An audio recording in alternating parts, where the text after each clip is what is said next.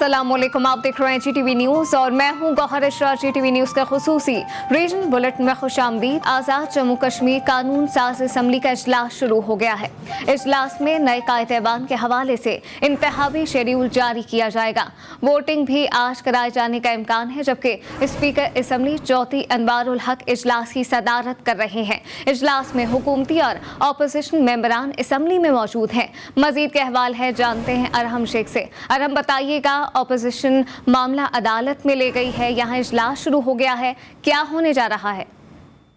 जी बिल्कुल, आज़ाद कश्मीर कानून साज असम्बली का जो इजलास है वो आधा घंटा कबल जो है वो शुरू हो चुका है। चौधरी अनवारुल हक जो है वो इजलास की सदारत कर रहे हैं, जबकि दूसरी जानिब जो अपोजिशन है उसने ये मामला जो है वो हाई कोर्ट तक भी पहुंचाया है। और दूसरी जानिब जो 2 रुकनी बेंच जिसकी तश्कील दे दी गई थी, वहाँ पर इसकी समाअत भी शुरू हो चुकी है। सेक्रेटरी असम्बली को वहाँ तलब किया, लेकिन दूसरी जानिब जो है वो इजलास भी जारी है। जो स्पीकर है उन्होंने कायदा 15 जो है वो उसको जो है वो मुअत्तल किया है।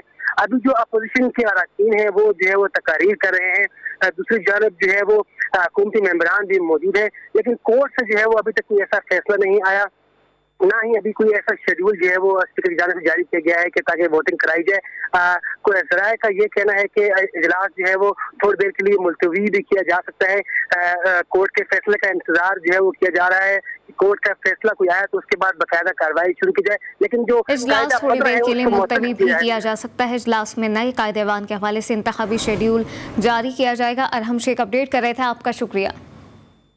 आज़ाद कश्मीर कानून साज असम्बली में तहरीक अदम एतमाद पर अहम पेशरफ सामने आई है। नए कायदे-ए-बान के लिए खिलाफ अपोजिशन की जानिब से रिट पटिशन दायर कर दी गई है। पटिशन में अदालत को वोटिंग का अमल रोकने की इस्तदा की गई। चीफ जस्टिस ने अपोजिशन की रिट पर 2 रुकनी बेंच तश्कील दे दिया है, जबकि रिट रुकने कौमी असम्बली चौधरी लतीफ़ अकबर और चौधरी यासीन की तरफ से सीनियर कौंसिल ख्वाजा अता ने दायर की है। 2 रुकनी बेंच आज ही समाअत करेगा। उधर सरदार तनवीर इलियास और दीगर अहम रहनुमाओं ने मीडिया से गुफ्तगू भी की है। सरदार तनवीर का कहना था कि पाकिस्तान तहरीक इंसाफ का हक था पार्टी के अंदर से तब्दीली लाए। पीपल्स पार्टी और मुस्लिम लीग नून के दरमियान मामला तय पा गए हैं। ज़राए के मुताबिक वज़ीर आज़म शहबाज शरीफ ने बिलावल भुट्टो जरदारी को वज़ीर ख़ारजा बनने हर राज़ी कर लिया है, जबकि खुर्शीद शाह, शेरी रहमान, नवीद कमर, शाजी अमरी के नाम भी काबीना के लिए फ़ाइल कर लिए गए हैं। बाकी वज़रा के नामों को आज हतमी शक्ल दी जाएगी। इसी पर मज़ीद क्या तफ़सीलात हैं जानते हैं ब्यूरो चीफ इस्लामाबाद मतीन हैदर से। जी मतीन हैदर, अपडेट कीजिएगा। जी बिल्कुल, वफाकी काबीना की तश्कील और इसकी अनाउंसमेंट में खासी ताख़ीर हो रही थी और गुज़िश्ता शब जो पाकिस्तान पीपल्स पार्टी की क़यादत और वज़ीर आज़म शहबाज शरीफ के दरमियान जो बात की तो ये इसमें कैबिनेट से मुतल्लिक मामला तय कर लिए गए हैं। बिलावल भुट्टो जरदारी को शहबाज शरीफ ने वज़ीर ख़ारजा बनने पर राज़ी कर लिया गया है। इसके साथ साथ कैबिनेट में खुर्शीद शाह, शेरी रहमान, नवीद कमर, शाजी अमरी के नाम भी फाइनल किए जाएंगे। बाकी वज़रा के जो नाम है उन्हें आज अपनी शक्ल दी जाएगी। शहबाज शरीफ ने वज़ारतें भी पीपल्स पार्टी की मर्जी पर छोड़ दी। आईनी ओहदों का मामला भी तय पा गया। पीपल्स पार्टी को काबीना में 7 से 10 टोटल वज़ारतें मिलेंगी और पाकिस्तान पीपल्स पार्टी की रजामंदी के बाद वफाकी काबीना के पहले हिस्से पर हलफ बर्दारी अगले 24 से 48 घंटों में होने का इम्कान है। आज भी वज़ीर आज़म शहबाज शरीफ इत्तेहादियों के साथ सलाह मशवरा जारी रखेंगे और वज़ीर आज़म शहबाज शरीफ ने आज इत्तेहादी रहनुमाओं को अफ्तार डिनर पर मदद किया। बाकी वज़रा के नामों को भी आज हतमी शक्ल दी जाएगी। Bureau chief Islamabad Mateen Haider update कर रहे थे, आपका शुक्रिया। एक मरतबा फिर आपको बताएं कि वज़ीर आज़म शहबाज शरीफ ने अपने ट्विटर बयान में कहा है कि सऊदी फरमारवा शाह सलमान बिन अब्दुल अजीज़ और वली अहद मोहम्मद बिन सलमान के पैगामात का मशकूर हूँ। पाक सऊदी ताल्लुकात खुसूसी और गैर मामूली एतमाद के हामिल हैं। शहबाज शरीफ ने कहा कि स्ट्रेटेजिक शराकत दारी के मुश्तरका विजन की तकमील के लिए सऊदी अरब के साथ मिलकर काम करेंगे। साबिक वज़ीर-ए-आज़म इमरान खान कल कराची के बाग़-ए-जिना में सियासत और ताकत का मुजाहरा करेंगे। बाग़-ए-जिना में जलसे की तैयारियां जारी हैं, जबकि जलसा गाह के तरफ भी PTI के पेनाफ्लेक्स आवेजा कर दिए गए हैं। पंडाल तैयार किया जा रहा है। मजीद क्या तफ़सीलात हैं खावर हुसैन से जानते हैं। जी खावर, बताइएगा, कल जलसा होने जा रहा है इमरान खान का, क्या तैयारियाँ और कहाँ तक पहुँची हैं तैयारियाँ? जी, तैयारियों को अब हतमी शक्ल दी जा रही है। यहाँ मेरे अक़ब में आप देख सकती हैं कि ये तकरीबन 40 फीट ऊंचा और 150 फीट चौड़ा बड़ा स्टेज बनाया गया है, ऊपर स्क्रीन लगाई गई है। अब तैयारियों को यहाँ पर हतमी शक्ल दी जा रही है, जबकि इस ग्राउंड के अतराफ़ की जो सड़कें हैं उन पर भी जो जलसे में शुरका होंगे उनके लिए स्पीकर्स लगाए गए हैं कि जो लोग अगर जलसागाह में नहीं पहुँच सकते थे तो वो अगर अतराफ़ की सड़कों पर भी मौजूद होंगे तो वो इमरान खान का खिताब सुन सकेंगे। जो इस बाग जिना के अतराफ़ के ग्राउंड हैं उन्हें पार्किंग के लिए रिज़र्व किया गया है, जबकि जो पार्किंग से जलसागाह तक शटल सर्विस भी चलाई जाएगी। जो बस के ज़रिए जो शुरका होंगे उन्हें पार्किंग से जलसागाह लाया जाएगा। अगर बात की जाए इस जलसागाह की तो यहाँ पर काफ़ी बड़े जलसे इससे पहले भी हो चुके हैं। इमरान खान ने 2011 में किया था, उसके बाद फिर मौलाना फजलुर रहमान ने यहाँ पर बड़ा पावर शो किया था। फिर MQM पाकिस्तान MQM की जानिब से यहाँ पर ख़वातीन का एक बड़ा जलसा किया गया था, जब MQM के बानी मौजूद थे और उन्होंने यहाँ पर ख़िताब किया था। तो ये 3 जलसे इस ग्राउंड की तारीख़ में सबसे बड़े जलसे शुमार होते हैं। लेकिन आज यहाँ पर जो तैयारियाँ दिखाई दे रही हैं, इमरान खान बिल्कुल उसी तरह से जिस तरह से 2011 में इमरान खान ने यहाँ पर बड़ा जलसा किया था, मैक्सिमम ग्राउंड का जो है हिस्सा उसको इस्तेमाल किया गया है शुरका के लिए। ख़वातीन के लिए जो बनाया गया है, जो फैमिलीज़ के साथ यहाँ पर आएंगे उन्हें खारदार तारें और जंगले लगाकर जो है वो पैक किया गया। हमने यहाँ देखा है कि यहाँ जलसे होते हैं लेकिन ख़वातीन का जो हिस्सा होता है या फैमिलीज़ का, उसको इस तरह से जंगले लगा के या खारदार तारें लगा के नहीं रोका जाता। बताइएगा कि तहरीक इंसाफ की जानिब से कहा जा रहा है कि कराची का जो जलसा है वो तारीखी होगा, तो यहाँ कितनी कुर्सियाँ लगाई गई हैं, कितनी तादाद है? कुर्सियों के हवाले से हतमी तौर पे तो नहीं बताया गया कि कितनी तादाद है, लेकिन मैक्सिमम जो जितना ये ग्राउंड है उसका जितना हिस्सा कवर किया जा सकता था, ऐसा नहीं है कि आधे ग्राउंड में किया जा रहा है या आधे से कुछ ज़्यादा हिस्से में, बल्कि जितना ग्राउंड का मैक्सिमम हिस्सा वो इस्तेमाल कर सकते थे लोगों के लिए, उन्होंने न सिर्फ ये किया बड़ी तादाद में लोगों की आमद भी मुतवक्के है। साबिक़ वज़ीर-ए-आज़म इमरान खान कल कराची के बाग जिना में सियासी ताकत का मुजाहरा करेंगे। खबर हुसैन अपडेट कर रहे थे, आपका शुक्रिया। बलूचिस्तान हाई कोर्ट ने गवर्नर सेक्रेटरीट के लिए ऐलान शुदा असामियों पर हुक्म इम्तना जारी कर दिया है। अदालत ने दरख्वास्त समाअत के लिए मुकर्रर कर दी है। इसी पर बात करते हैं ब्यूरो चीफ कोयटा बुशरा कमर से। जी बुशरा, आगाह कीजिएगा अदालती कार्रवाई के हवाले से। जी बिल्कुल, बलूचिस्तान हाई कोर्ट ने गवर्नर सेक्रेटरीट के लिए ऐलान करदा असामियों दरखास्त जो है उस पर डेट मुकर्रर कर दी है। चीफ जस्टिस नईम अख्तर अगवान और जस्टिस रोजी खान पर मुश्तमिल बेंच ने दरखास्त की समाअत की थी, जिसमें दरखास्त गुजार ने गुजारिश की थी कि गवर्नर हाउस ने 5 असामियों पर भर्ती के लिए 12 अखबार में इश्तिहार दिया, जिसमें ना ही उनके ग्रेड लिखे गए थे और ना ही असामियों की तादाद लिखी गई थी, जिस पर उन्होंने ये दरखास्त दी थी। अदालत ने आइंदा समाअत के लिए अटॉर्नी जनरल को नोटिस जारी कर दिया है। जी बुशरा कमर अपडेट कर रही थी, आपका शुक्रिया। वज़ीर आला पंजाब के इलेक्शन कराने से मुतालिक 32 सिफात पर मुश्तमिल तफसीली फैसला जारी कर दिया गया है। लाहौर हाई कोर्ट के फैसले में कहा गया है कि बगैर किसी ताख़ीर के वज़ीर आला पंजाब का इंतखाब होना चाहिए ताकि हुकूमत फ़ाल हो सके। अदालत ने हमजा शहबाज और दोस्त मजारी के बयान हल्फी जाली करार देने की इस्तदा भी मुस्तरद कर दी है। हमारे साथ मौजूद हैं ज़ैनुल आबदीन, इनसे मज़ीद जानते हैं। जी ज़ैन, बताइएगा इस हवाले से मज़ीद क्या अपडेट है आपके पास? मैं आपको बता चलूं कि आज जो अहम पेशरफ्त हो रही है, आज जो अहम समाअत हो रही है, सिंगल बेंच ने जो फैसला किया था डिप्टी स्पीकर के मुतल्लिक इख्तियार देने का, उसकी आज इंट्रा कोर्ट अपील की समाअत हो रही है। आज उसका दूसरा रोज़ है और कल जो है वो कल डिवीजनल बेंच है, जस्टिस शुजात अली खान और जस्टिस जवाद हसन, उन्होंने IG पंजाब को डिप्टी स्पीकर को तलब किया था और डिप्टी स्पीकर और IG पंजाब अदालत में पेश हुए। डिप्टी स्पीकर ने जो है वो बड़ी अहम बात की, उन्होंने कहा कि मैं तरीके इंसाफ का उम्मीदवार हूँ, जबकि ये मुझे कहते हैं कि मैं नून लीग में चला गया हूँ। मैं नून लीग में नहीं गया, मैं तरीके इंसाफ में हूँ।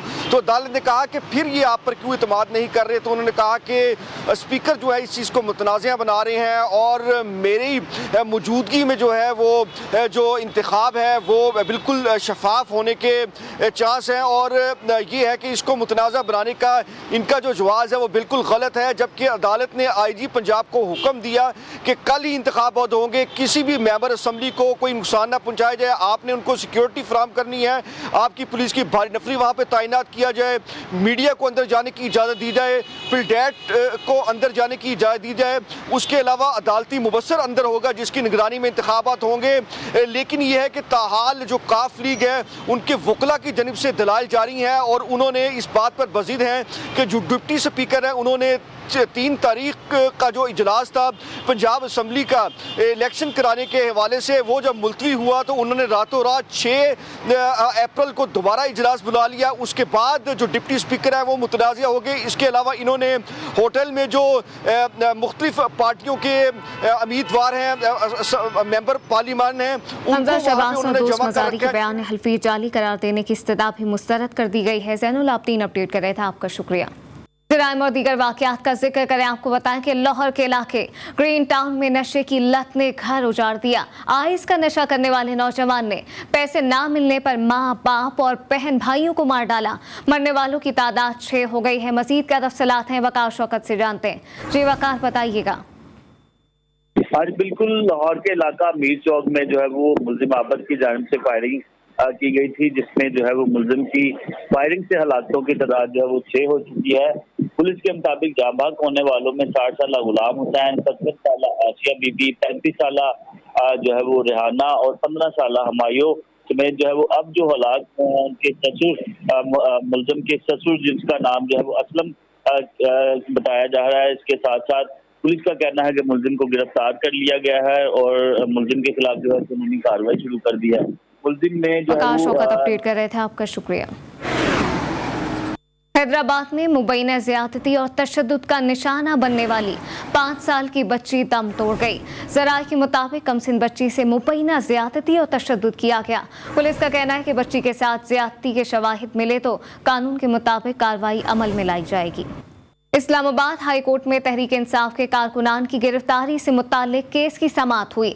अदालत ने FIA को PTI कारकुनान के घरों पर छापे मारने से रोक दिया है, जबकि चीफ जस्टिस अतहर मिनुल्लाह ने कहा कि सोशल मीडिया पर यह सब कुछ होता रहता है, आपको जो करना है करें मगर किसी का बुनियादी हक मुतासर ना हो। अदालत ने तहरीक इंसाफ की दरख्वास्त निपटा दी। दालबतीन में बस ड्राइवर के कत्ल के खिलाफ पुरसा ने एहतजाज शुरू कर दिया है। पुरसा के मुताबिक ड्राइवर हमीदुल्लाह को गुज़िश्ता रात नौकंडी में फायरिंग करके कत्ल किया गया। मुश्तल अफराद ने मगरिबी बाईपास रोड पर टायर जलाकर RCD शाहराह ब्लॉक कर दी है, जबकि सड़क की बंदिश के बायस गाड़ियों की तवील कतारें लग गई हैं। आज़ाद कश्मीर के शहर मीरपुर में बिजली की तवील लोड शेडिंग का सिलसिला जारी है। गर्म मौसम और रमज़ानुल मुबारक के दौरान लोड शेडिंग का दौरानिया दिन ब दिन बढ़ने से ताजिर और शहरी सख्त मुश्किलात का शिकार हैं। मजीद का अहवाल है, जानते हैं उसामा खजर की इस रिपोर्ट में। मीरपुर और इसके दही इलाकों में गैर एलानिया लोड शेडिंग का दौरानिया आए रोज बढ़ता जा रहा है। गर्म मौसम और रमजान में लोड शेडिंग से आम आदमी के साथ साथ ताजिर हजरात भी परेशान नजर आते हैं। बारिश ही तरले ही कर सकते कि बिजली चली कल दे कम रोजा महीने कल दे रात भी सारे को सहन नहीं होना, दिहाड़ी सारे को कम नहीं होना। ठीक है, अगो ईद भी आई रही है, सहरी हो सी ते बिजली बंद, शाम हो सी बिजली बंद, तरावी टाइम हो सी बिजली बंद। वज़ीर बरक़ियात भी मीरपुर नाम है, लेकिन नायल किस्म का वज़ीर बरक़ियात है जिसने मौजूदगी में जनाब 1 घंटा ऑन तो 1 घंटा ऑफ बिजली होनी है। डिप्टी कमिश्नर मीरपुर अमजद चौधरी ने GTV से गुफ्तगू में कहा कि लोगों की मुश्किलात का अंदाजा है। वफाकी सतह पर बिजली की डिमांड और सप्लाई में गैप की वजह से लोड शेडिंग हो रही है। लोड शेडिंग इस वक्त शॉर्टफॉल की वजह से हो रही है। कल की जो मीटिंग थी उसमें भी उन्होंने डे बाई डे गर्मी बढ़ रही है तो 23,000 मेगावाट होने की वजह से डिमांड और जो सप्लाई है कम होने की वजह से गैप की वजह से लोड शेडिंग की जा रही है। सहरी और अफ्तारी के औकात में बिजली की लोड शेडिंग से रोजादारों को मजहबी फ्रीजे की अदायगी में मुश्किलात का सामना करना पड़ता है। Usama हिजर, GTV news, Mirpur, Azad Kashmir. माह सयाम के बाबरकत महीने में नौशहरा और इसके मज़ाफ़ात में बिजली की गैर एलानिया लोड शेडिंग जारी है। बाज़ इलाकों में सहरी और इफ्तारी के औकात में लोड शेडिंग मामूल बन चुकी है। मज़ीद का अहवाल है, मोहम्मद असद से जानते हैं। जी असद। हाँ जी बिल्कुल, रमज़ानुल मुबारक के इस बाबरकत महीने में पीस को हुक्काम की जानिब से ज़िले नौशहरा के 3 तहसीलों में जो है और उसके मज़ाफ़ाती इलाकों में गैर एलानिया लोड शेडिंग का सिलसिला जो है वो शुरू कर दिया गया है। जबकि बाज़ ऐसे मकामात भी है जहाँ पर सहरी और अफ्तारी के वक़्त जो है गैर एलानिया लोड शेडिंग जो है वो की जा रही है, जिससे आवाम को शदीद परेशानी का सामना करना पड़ रहा है। यहाँ पर मैं ये भी आगाह करता चलूँ कि नौशहरा के शहरी इलाकों में 10 से 12 घंटे जबकि दीही इलाकों में 14 से 16 घंटे की लोड शेडिंग का सिलसिला जो है वो जारी है। जबकि नौशहरा के बास फीडर पर जो है वो हर 1 घंटे के बाद 2 घंटे की लोड शेडिंग का सिलसिला जो है वो शुरू कर दिया गया है। जबकि शहरियों ने हुकूमत से मुतालबा किया है कि रमज़ानुल मुबारक के इस बाबरकत महीने में गैर एलानिया लोड शेडिंग का सिलसिला जो है वो ख़त्म किया जाए, ताकि शहरी जो है इस माह सियाम के बाबरकत महीने में सुकून के साथ जो है सहरी और अफ्तारी जो है वो कर सके। जी टंडोवाला यार में रमजानुल मुबारक के दौरान हेस्को हुकाम ने अपनी मनमानी शुरू कर दी है। शहर और इसके मज़ाफ़ाती इलाकों में 15 से 17 घंटे की गैर एलानिया लोड शेडिंग का सिलसिला जारी है, जबकि सहर और इफ्तार में बिजली बंदिश पर शहरी शदीद परेशान है। तोफैल अहमद कमरानी की रिपोर्ट देखिए। टंडोवाला यार में रमज़ानुल मुबारक के दौरान हेस्को इंतजामिया ने अपनी मनमानी शुरू कर दी। शहर में 15 से 17 घंटे की लोड शेडिंग की जा रही है। सहर और अफ्तार में बिजली गायब होने पर शहरी शदीद परेशान हैं। शहरी कहते हैं हुकाम कम अज़ कम माह सय्यम का एहतराम करें और आवाम को रिलीफ दें। शहरी के टाइम लाइट चली जाती है, कभी रोजे के टाइम पे लाइट चली जाती है, बहुत परेशान है। हर इंसान यहाँ परेशान लगा पड़ा है। अभी लाइट नहीं है, थोड़ी देर के बाद फिर लाइट चली जाएगी, आती है और झटके मार के चली जाती है। एक तरफ शदीद गर्मी और दूसरी जानिब तवील गैर एलानिया लोड शेडिंग का सिलसिला जारी है, जिसके बायस घरों और मसाजिद में इबादत करना भी मुश्किल हो गया है। परेशान हाल शहरी कहते हैं कि ऐन तरावी के औकात में भी बिजली गायब हो जाती है। शहरों ने मुताल्लिका हुकाम से मुतालबा किया है कि तवील लोड शेडिंग का खात्मा किया जाए। कैमरा टीम के साथ तोफैल अहमद कमरानी, GTV न्यूज़, टंडोवाला यार। नवाबशाह में बाहिम्मत लड़की ने हालात बदल लिए। 20 साल की कुरतुलैन ने छोटी सी उम्र में बड़े बड़े काम करके मिसाल कायम कर दी है। मजीद का तफसीलात हैं, जानते हैं इरफान अरशद की इस रिपोर्ट में। घर में सबसे छोटी मगर हौसला चट्टानों से भी बुलंद। वालिद के इंतकाल के बाद कुरतुलैन ने घर वालों की कफालत का जिम्मा उठा लिया। कुरतुलैन ने लड़कियों के कमजोर होने का तासुर गलत साबित कर दिया। कुरतुलैन दिन भर मुख्तलिफ काम करती हैं। दोपहर में थैलेसीमिया में बच्चों के लिए फंड जमा करती हैं। निजी बेकरी में मुलाजमत और फेस मास्क भी तैयार करती हैं। काफ़ी लोग हुटिंग करते हैं, काफ़ी कुछ कहते हैं, लेकिन मुझे सब चीज़ों से फ़र्क नहीं पड़ता। मुझे मेरे पेरेंट्स ने इतना स्ट्रॉन्ग बना दिया है कि मैं ये जो आजकल का माशरा है इसमें जो जो मुश्किलात हैं मैं उनको फेस कर सकती हूँ। घर को सपोर्ट कर रही है, इसकी जॉब की वजह से हमारा घर भी चल रहा है। हमारी गवर्नमेंट से भी गुजारिश है कि इसको सपोर्ट किया जाए। माशाल्लाह बहुत अच्छी बच्ची है और यहाँ पे वर्क कर रही है बेकरी में, तो इससे यहाँ जो कस्टमर्स आते हैं वो भी इससे सेटिस्फाई होते हैं। माशाल्लाह अच्छे तरीके से डील करती है। कुरतुलैन ने ये बात साबित कर दी कि मेहनत और लगन से कुछ भी हासिल किया जा सकता है। कैमरामैन मुशर्रफ अली भट्टी के साथ इरफान अरशद, GTV न्यूज़, नवाबशहर। शहर में मरीजों को बुनियादी तिब्बी सहूलियात भी मैसर नहीं है। सरकारी अस्पताल में 7 एम्बुलेंसेस खड़े खड़े ही नाकारा हो गईं। मजीद इस हवाले से क्या अहवाल है, जानते हैं गुलजार गुल ओठो के से। जी बिल्कुल, सिंध हुकूमत जानब से थरपाक ज़िले के महकमा सेहत के लिए जो 7 गाड़ियाँ एम्बुलेंस दी थी वो अभी बिल्कुल DHO ऑफिस के पीछे वेयर हाउस में खड़ी है 2 माह से। यहाँ बिल्कुल धूप में खड़ी है। इसका जो कलर है और इसका जो शाइन है, इसका टायर है, वो ट्यूब हैं, वो सारे ख़राब हो गए हैं। लेकिन वहाँ जो HRC सेंटर जो 7 हैं उन्होंने अभी तक नहीं भेजी गई है। इनका यही कहना है कि इनको रजिस्टर नहीं हुई है, इस वजह से हमने वहाँ भेजी नहीं है। लेकिन बात की जाए सेहत की तो मुख्तलिफ देहातों और HRC में जो वहाँ ओहदेदार नहीं, अगर ओहदेदार है तो डॉक्टर हैं, अगर डॉक्टर हैं तो वहाँ एम्बुलेंस नहीं है। मरीज़ जो दरबदर हो रहे हैं, इसलिए ये जो गाड़ियाँ 7 भेजी है वो 2 माह से यहाँ खड़ी है धूप में। मौसम की सूरत हाल का जिक्र करें, आपको बताएं कि मुल्क के बेशतर इलाकों में मौसम गर्म और खुश रहने का सिलसिला बरकरार है। ताहम आज़ाद कश्मीर के शहर रावलाकोट और दीगर इलाकों में कहीं हल्की और कहीं तेज़ बारिश हुई। गुज़िश्ता 24 घंटों के दौरान बलूचिस्तान के शहर सिब्बी में ज़्यादा से ज़्यादा दर्जा हरारत 46 डिग्री सेंटीग्रेड रिकॉर्ड किया गया, जबकि ज़िला शहीद बेनज़ीराबाद में ज़्यादा से ज़्यादा दर्जा हरारत 45 और तुर्बत में 44 डिग्री सेंटीग्रेड रहा। कराची में समुद्री हवाओं के रुख में तब्दीली से गर्मी की शिद्दत में मजीद इजाफा हो गया है। महकमा मौसमियात का कहना है कि आज और कल शहर अलकायद में दिन के बेशतर हिस्से में मगरिब से ज़मीनी हवाएं चलेंगी। बाद में जुनूब और मगरिब से समुद्री हवाएं भी चल सकती हैं। महकमा मौसमियात के मुताबिक हफ्ते के रोज़ मुल्क के बेशतर इलाकों में मौसम गर्म और खुश रहेगा। मौसम बहार में चूनिया शहर की खूबसूरती में मज़ीद इजाफा हो गया।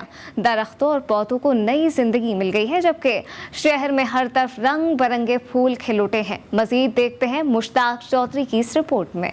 मौसम बहार आते ही चूनिया शहर के हुस्न को चार चांद लग जाते हैं। दरख्तों और पौधों को नई जिंदगी मिल जाती है। शहर में हर तरफ सुर्ख, सफेद, पीले, नीले, गुलाबी फूल खिल उठते हैं। शहरी भी मौसम बहार से लुत्फानंदोज हो रहे हैं। मौसम बहार आते ही चुनिया और इसके गिरदोनवाब में जो है ना रंग बिरंगे जो फूल हैं, पीले, नीले, येलो, ये कुदरती फूल हैं, ये खिल उठते हैं। चुनिया के गिरदोनवाब में ये फूल वगैरह बहुत ज़्यादा पाए जाते हैं। ये आजकल फूलों का मौसम है, ये जब खिलते हैं तो बहुत ही ज्यादा प्यारा लगता है ये इलाका चूनिया का। मौसम बहार में फूलों की भीनी भीनी खुशबू जहां माहौल को मुअत्तर करती है, वहां फूलों की खूबसूरती देखने वालों को भी अपने शहर में मुब्तला कर देती है। किसी ने सच ही कहा है कि रंगे बहार तो बिना कुछ कहे अपना लेती है। मुश्ताक चौधरी, GTV चूनिया। मानसरा के इलाके तनावल में टम्बर माफिया सरगर्म हो गया। जिले में एक बार फिर कीमती जंगलात की कटाई का सिलसिला शुरू कर दिया गया है। महकमा जंगलात के जिम्मेदार अफसरान ख्वाब खरगोश के मसे लूटने में मसरूफ हैं। ज़राए के मुताबिक फॉरेस्ट गार्ड माफिया से मिलकर दरख्त बेच रहे हैं। मुरादाबाद में गंदम के खरीदारी मराकज़ कायम कर दिए गए हैं। किसानों ने इल्ज़ाम लगाया है कि महकमा फूड सरकारी मराकज़ पर गंदम बेचने पर मजबूर कर रहा है। मार्केट में रेट ज़्यादा है और पैसे कैश अदा किए जा रहे हैं। हमें अपनी अजनास मुनाफे पर फ़रोग करने से ना रोका जाए। मज़ीद बता रहे कबीर सोलंकी। जी कबीर। जी बिल्कुल, तहसील बार में 8 गंदम सेंटर जो है वो बना दिए गए हैं, लेकिन यहाँ वेरानियों के डेरे हैं, कुर्सियाँ खाली पड़ी हैं। यहाँ पर किसान जो है वो नहीं आ रहा। तो यहाँ पर आज मेरे साथ किसान मौजूद है। इस हवाले से इनसे बात करते हैं कि वो अपनी गंदम जो है वो फूड सेंटर पर क्यों नहीं लेके आ रहे हैं। जी 8 गंदम सेंटर तो बन गए, लेकिन यहाँ पे जो हुकूमत का रेट है 2200 रुपये है। किसान को इस वक्त पैसे की ज़रूरत है और जब वो अपनी गंदम फूड सेंटर पे ले आता है तो उसको पैसे अभी तक नहीं मिल रहे। काफ़ी किसान परेशान है। फिर जब अब किसान अपनी गंदम फ्लोर मिलों पे लेके जाता है जहाँ पे रेट 2270 रुपये है, किसान को 70 रुपये ज़्यादा मिलते हैं, तो किसानों की पकड़ धकड़ शुरू हो जाती है। यही महकमा फूड सारा दिन किसानों के पीछे भागता है, तशद्दुद करता है, मारता है और खेतों से जाके उनकी गंदम पकड़ के ले आते हैं। जी बिल्कुल, जैसा कि आपने किसान की बात सुनी कि इनका ये कहना है कि हुकूमत का जो रेट है वो 2200 रुपये है और यहाँ पे फ्लोर मिल जो है वो 70 रुपये ज़्यादा रेट दे रही है, जिसकी वजह से हम फूड सेंटर की तरफ अपनी गंदम लेके नहीं आ रहे हैं और हम जो है वो फ्लोर मिल को दे रहे हैं क्योंकि हमें 70 रुपये जो है वो अजाफी बचत होती है, इसलिए हम फूड सेंटर पर नहीं जा रहे हैं और फूड सेंटर वाले जो है हमारे साथ ज्यादतियाँ कर रहे हैं। हुकूमत से मुतालबा किया है कि हमारे साथ इंसाफ किया जाए। जी रोज बरोज बढ़ती महंगाई ने आने वाली ईद पर नया लिबास सिलवाना भी मुश्किल कर दिया है। सिंध के बालाई शहर कनकोट में टेलर्स ने नए लिबास की सिलाई की कीमतों में भी इजाफा कर दिया। कनकोट से कुदरतुल्लाह बंगवार की रिपोर्ट देखिए। सर पर ईद है मगर जेब में इतने पैसे नहीं जो अपने और बच्चों के लिए ईद पर कपड़े खरीद सके। महंगाई के मारे आवाम का कहना है कि कपड़ों से ज्यादा टेलर्स ने सिलाई महंगी कर दी, फी जोड़े पर 200 बढ़ा दिए। महंगाई से हम जो है कपड़े खरीद नहीं कर सकते। दूसरी जानिब से जो दर्जियां जो है 200 रुपये से लेकर 250 तक एक जोड़े पे जो है सिलाई बढ़ा दिए गए हैं। हम गरीब लोग कहाँ जाए। शहरी कहते हैं कि एक तरफ कपड़े महंगे मिल रहे हैं तो दूसरी जानिब टेलर्स ने भी लूटने की कोई कसर नहीं छोड़ी। कंदकोट में आए तो 700 रुपये में जोड़ा मिलता है, तो जो दर्जी वाले हैं वो 800 रुपये सिलाई मांग रहे हैं। ये इन बच्चों के छोटे छोटे बच्चों के जो सिलाई है उनमें से 200 रुपये उन लोगों ने सिलाई बढ़ा दिया है। तो हुकूमत से अपील करते हैं कि कुछ महंगाई पर कंट्रोल करें कि अभी 800 रुपये जब सिलाई की रेट होगी तो हम गरीब लोग ये कपड़े तो ईद पर नहीं पहनेंगे। शहरियों का कहना है कि अगर महंगाई पर कंट्रोल नहीं हुआ तो ईद पर कपड़े खरीद कर पहनना भी मुश्किल हो जाएगा। कैमरा टीम के साथ कुदरतुल्लाह बंगवार, GTV न्यूज़, कंदकोट। गुरुद्वारा श्री पंजा साहब हसन अब्दाल में बैसाखी मेले की 3 रोज़ा तकरीबात जारी हैं। मज़ीद तफसीलात एहसन अली अवान की इस रिपोर्ट में देखिए। हसन अब्दाल गुरुद्वारा पंजा साहब में सिख मजहब के त्यौहार मेला बैसाखी की 3 रोजा तकरीबात जारी हैं। पड़ोसी मुल्क भारत से आए हुए सिख यात्री स्नान, अखंड पाठ, माथा टेकी और भोग की रसूमात अदा कर रहे हैं। यात्रियों का कहना था कि यहाँ आकर जो मोहब्बत मिली इसकी मिसाल नहीं मिलती। इसी के साथ रीजनल बुलेटिन से फिलवक्त इतना ही। एक ब्रेक के बाद हाजिर होंगे हेडलाइंस के साथ। आप देखते रहिए GTV।